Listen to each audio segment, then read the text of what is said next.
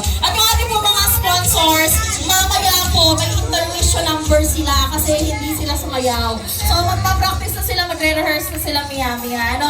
So once again, bigyan po natin ng masigabong palakpakan ng ating newlyweds.